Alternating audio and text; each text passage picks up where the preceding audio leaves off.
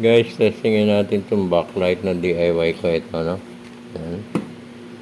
Ito yung may reserva tayong sira, no? Tingnan natin, ha? Yan. Kasi nagdududa na ako, eh. So, ito. Testingin natin positive, negative, ha? Kita naman.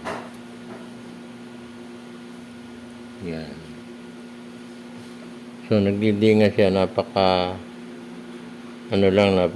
lang.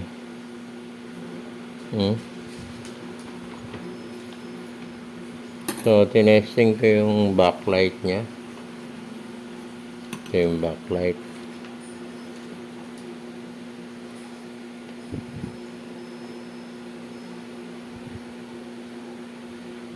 So, wala siyang dito. Dito siya, yan. Walang ilaw. Ayan, nakatutok siya dito.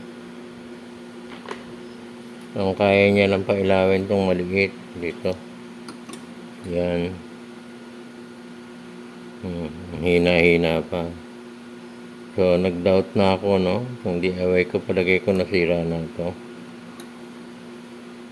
Bumili ko ng bago, no? Testingin natin.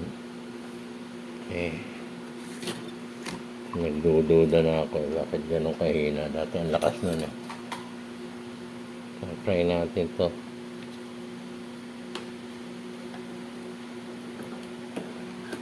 Ito, para makita natin yung voltahe, no? Sa DIY lang yun, eh. Pero matagal ko nang ginamit yun, eh.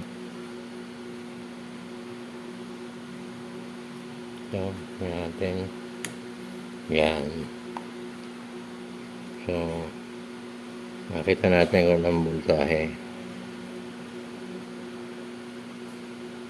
Ayun, ang linaw, oh. Nakin-differensya 14 volts, 14.1.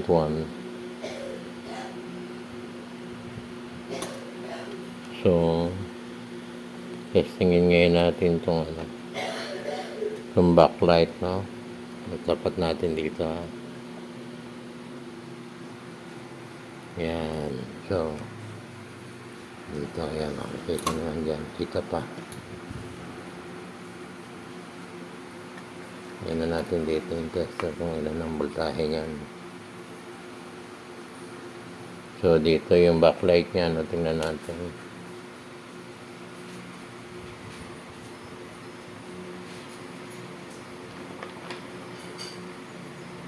Ayun, may ilaw, guys, oh. Ayun, may ilaw. So, 95 volts.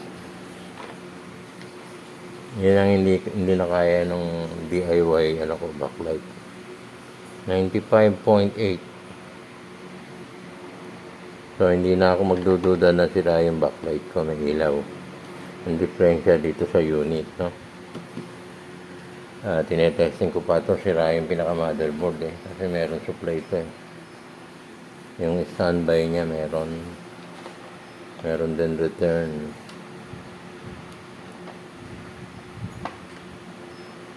Okay, guys, thank you very much, no?